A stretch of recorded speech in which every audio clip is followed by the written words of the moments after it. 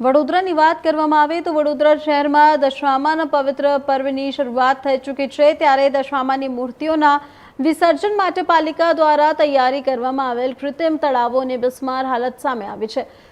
તહેવાર શરૂ થઈ ગયો હોવા છતાં તળાવોની યોગ્ય સફાઈ અને વ્યવસ્થાને લઈ તંત્ર સામે સવાલો ઊભા થયા છે। સામાજિક કાર્યકરે તંત્રની કામગીરી સામે આક્રોશ વ્યક્ત કર્યો છે, જ્યારે ભાવિ ભક્તોમાં પણ રોષ જોવા મળી રહ્યો છે।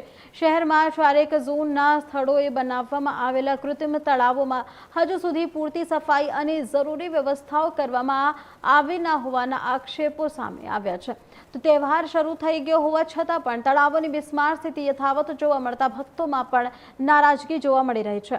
તો આ સમગ્ર મામલે સામાજિક કાર્યકર દ્વારા તંત્ર સામે આક્રોશ પણ વ્યક્ત કરવામાં આવ્યો છે।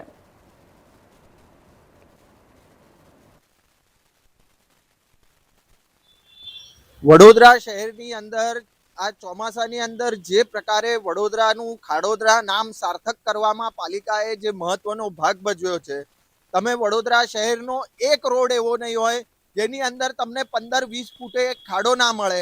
જે પ્રકારે પાલિકાએ ખાડાઓનું સેન્સસ કરવામાં આવ્યું, એટલે ખાડાઓની વસ્તી ગણતરી કરવામાં આવી અને એ વસ્તી ગણતરી ખોટી કરવામાં આવી।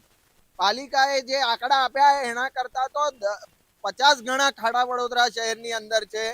ડ્રોન ટેકનોલોજીથી સર્વે કરવાનો, ખાડા જોવાના, આ કરવાનું તે કરવાનું, બધી ટેકનોલોજી લાવીને વડોદરા શહેરની જે પથારી ફેરવી છે, વડોદરા શહેરની જે સ્થિતિ છે તમે જોઈ શકો છો કે ખાડા એ પ્રકારના એ હદના ઊંડા ખાડા છે કે જો એમાં માણસ પટકાઈને પડે તો એનું મોત પણ નીપજી શકે એ પ્રકારના ખાડા છે। દિવસમાં અનેક અકસ્માતો થઈ રહ્યા છે।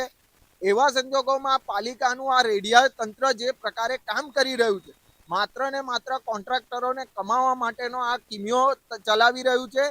હલકી ગુણવત્તાનું મટીરિયલ વાપરવા પાછળનો જે મુખ્યમંત્રીએ જે ઘોષણા કરી કે આરસીસી રોડ બનાવવાના મહાનગરપાલિકા વિસ્તારોની અંદર, તો એ આરસીસી રોડના કોન્ટ્રાક્ટ અપાવવાના હતા એટલે જ ખાડા પાડવામાં આવ્યા છે।